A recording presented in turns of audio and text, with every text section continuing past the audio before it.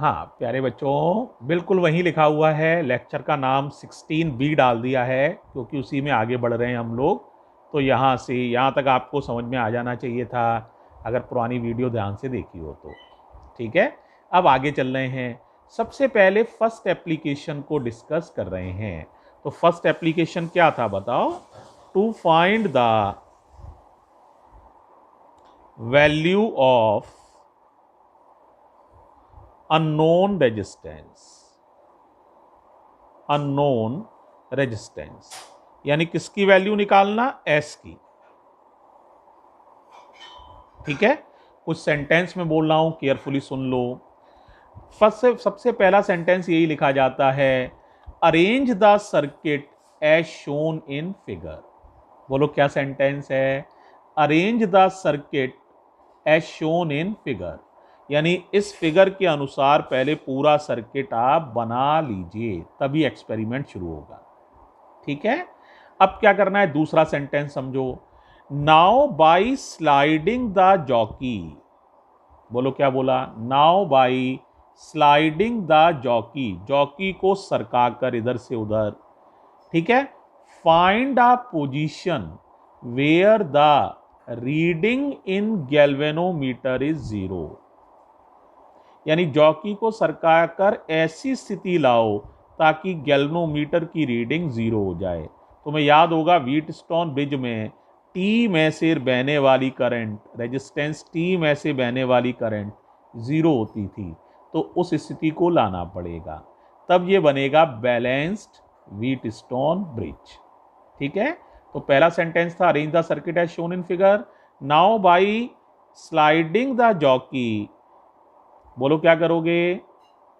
Obtain a position where the reading of galvanometer is 0।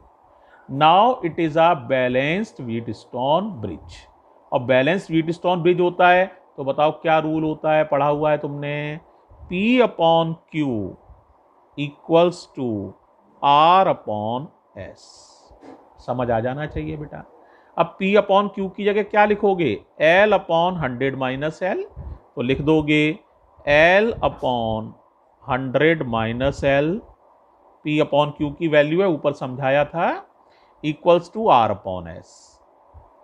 यहां से तुम्हें S निकालना है तो S का फॉर्मूला बना लो बेटा। S का फॉर्मूला बनाओगे ना तो S तो इधर आ जाएगा, ये मल्टीप्लाई में L नीचे, तो ये आ जाएगा 100 minus L into R upon L। Carefully इस फॉर्मूले को वॉच करो, देखो जरा।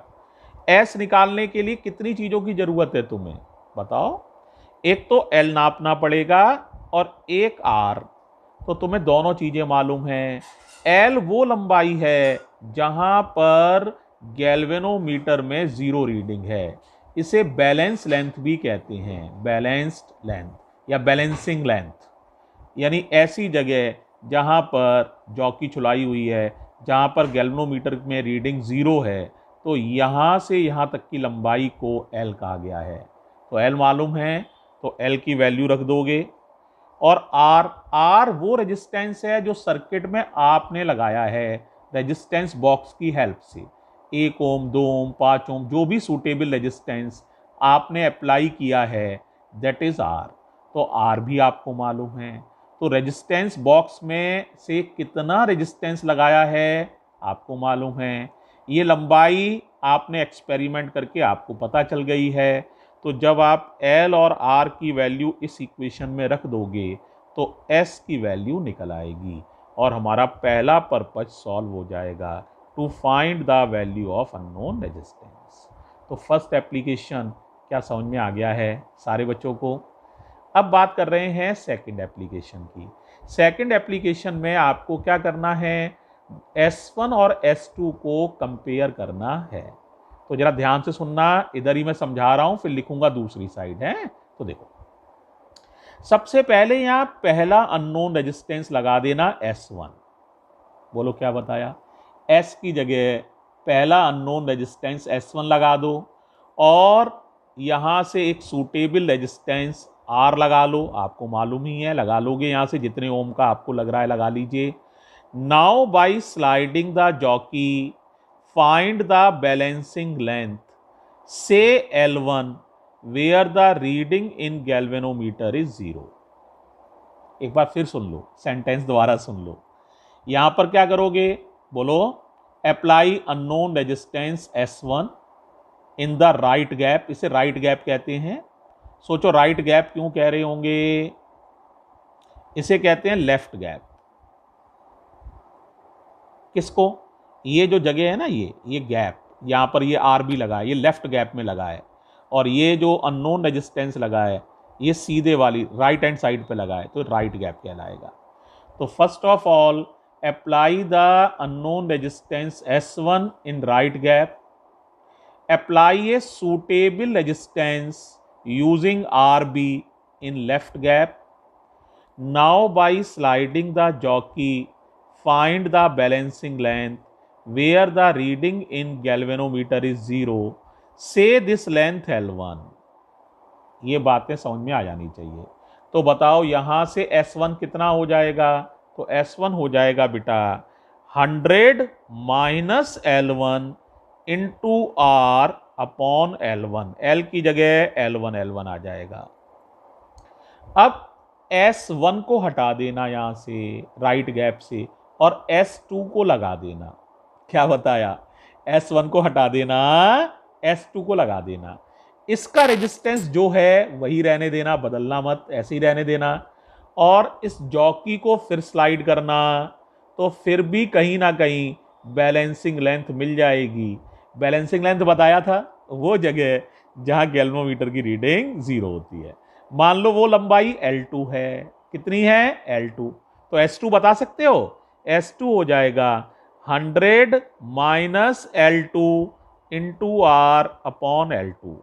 फिर उन दोनों इक्वेशन का डिवाइड कर देंगे तो S1 अपॉन S2 निकल आएगा। अब मैं करके दिखा रहा हूं, थोड़ा सा ध्यान रखना, पेज पलट रहा हूं, ठीक है, जरा ध्यान देना। बोलो बच्चों।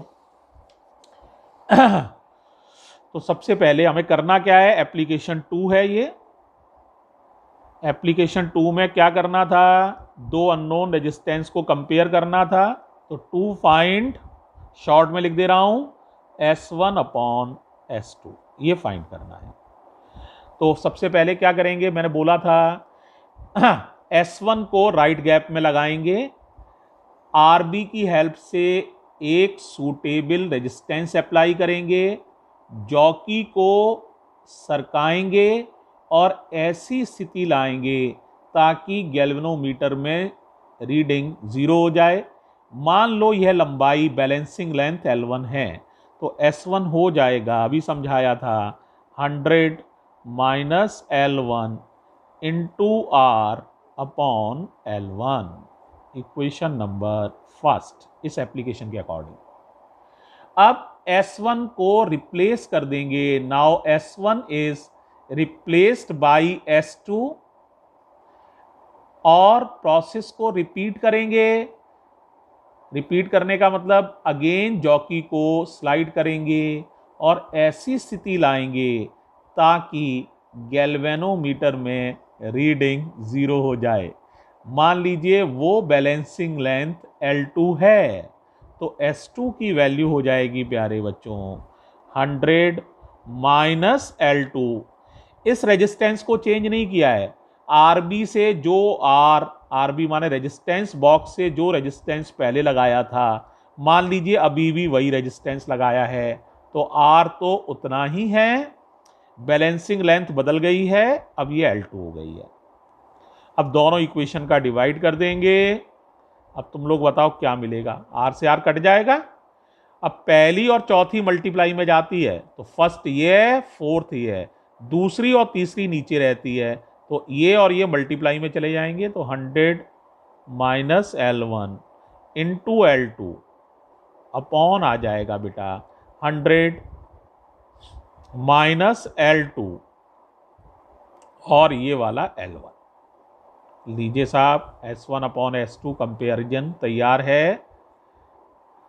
By putting the measured values of L1 and L2, by putting the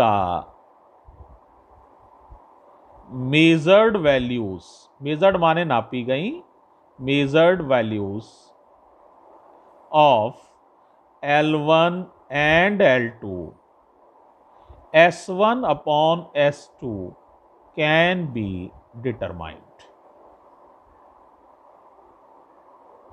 S1 upon S2 निकल आएगा।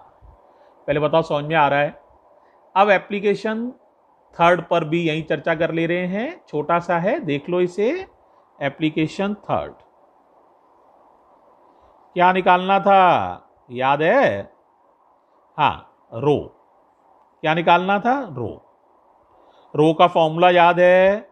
रो का वैसे फॉर्मूला होता है RA/L।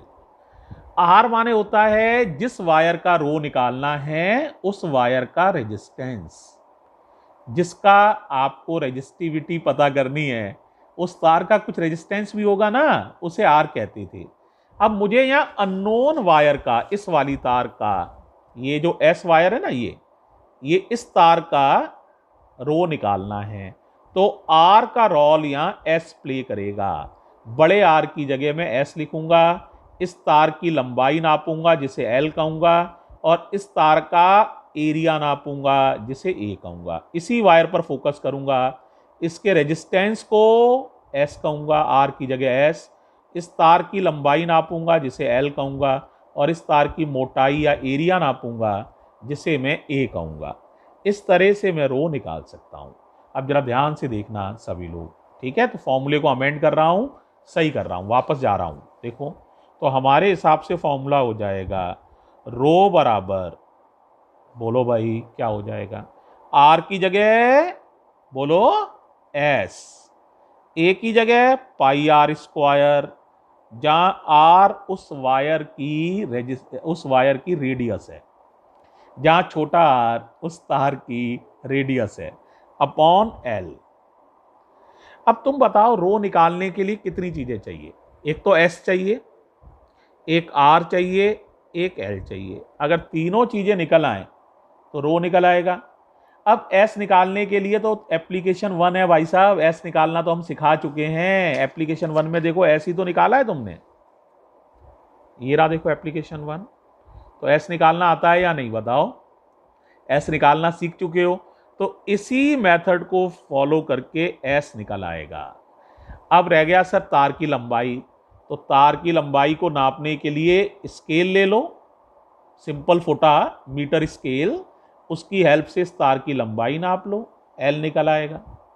अब रह गया सर तार की रेडियस कैसे नापोगे? अब यहां ध्यान दो बेटा, एक चीज होती है, अभी तुमने डिटेल ज्यादा नहीं पढ़ा है, नाम है स्क्रू गेज। क्या नाम है? स्क्रू गेज की हेल्प से तार का डायामीटर नापा जा सकता है वेरी एक्यूरेटली। नाम बताओ। स्क्रू गेज की हेल्प से वायर का डायमीटर नापा जा सकता है वेरी एक्यूरेटली। डायमीटर को हाफ कर दोगे तो रेडियस निकल आएगा और आर की प्रॉब्लम भी सॉल्व हो जाएगी। यानी एस नापो इस तरीके से, लंबाई नापो मीटर स्केल से, और डायमीटर नापो स्क्रू गेज से। डायमीटर का कर दो हाफ, निकल आएगी रेडियस। तीनों चीजों को इस इक्वेशन में लगा दो, ये वाली इक्वेशन में, और रो निकल आएगा। ठीक है? तो देखो मैं एक लाइन लिख भी देता हूं, find S by using, short में लिख दे रहा हूं, यूजिंग एप्लीकेशन 1। इस तरह एस पता करो। अब एल कैसे पता करो? Measure the length of the wire by using a metre scale. Simple scale से आपको एल पता करनी है। Measure L by using metre scale. लीजिए साहब, एल पता हो गई। अब रेडियस कैसे पता करोगे? Measure diameter, measure diameter of wire by using, नाम बताया था, screw gauge, screw gauge, GUAGE, कई लोग स्क्रू गॉज भी पढ़ देते हैं, तो स्क्रू गॉज या स्क्रू गेज। इससे डायमीटर पता करोगे, then R equals to D/2, diameter का आधा करके रेडियस पता चल जाएगी। इस तरह से इन सारी वैल्यूज को इस इक्वेशन में लगा दोगे फोर्थ में, तो आपको रो निकल आएगा।